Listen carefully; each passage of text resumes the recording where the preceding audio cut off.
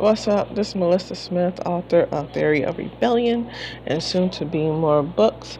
I'm going to be somewhat soon, like by the end of this year, publishing Theory of Rebellion 2. And I'm going to try to do some book readings on both books, Theory of Rebellion 1 and 2, so you can find out what the book is about before you can buy it, or before you actually do buy it. It'll be nice to know what the book is about, but that's what the back cover's for. It may be a little more fun to hear me read it. That is the update on my current work, my future work, current work that I'm working on. I've been doing lots of research, barely any writing, because the base story is written, but all those cool details I need to put more thought into. My first two books I want to be done with. I want to just work on new stuff and expand on what I've learned and what I now know. And I need to look at the camera when I'm recording these.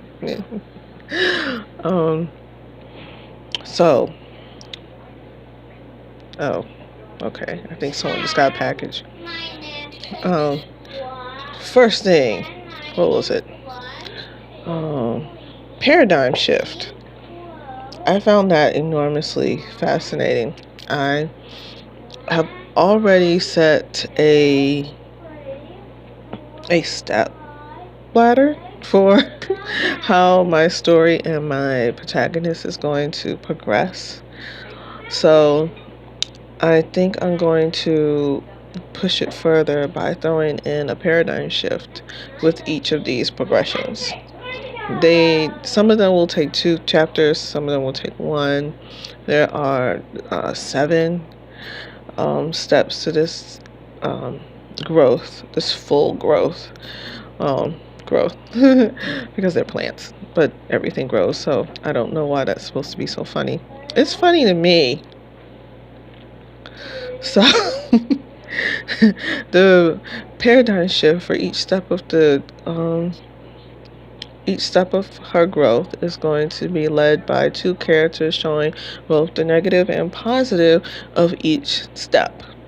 So, do I want to give an example? I guess you could say like relationships. There would be someone with positive traits that you would want to have in a relationship when it comes to how you deal with each other or how they deal with you. And then another person that she may be talking to or know with negative traits that you don't want, but for some reason are attractive sometimes because, narcissists. They exist and tricky, and if you don't have a good foundation for who you are and where you come from, it's really easy to find yourself in situations where you have to deal with narcissists and not know how to handle it. And I've noticed that a lot of people are kind of either really annoyed that you are okay with the narcissist behavior, or they are really annoyed when you're not okay with the narcissist behavior. And those are two sides of something that I feel would bring balance to a paradigm shift. So if someone wants to learn from both sides and then come up with a new way of thinking, that's my goal for my protagonist. She will learn from both sides, from people that's around her or from herself, but starting with family, obviously.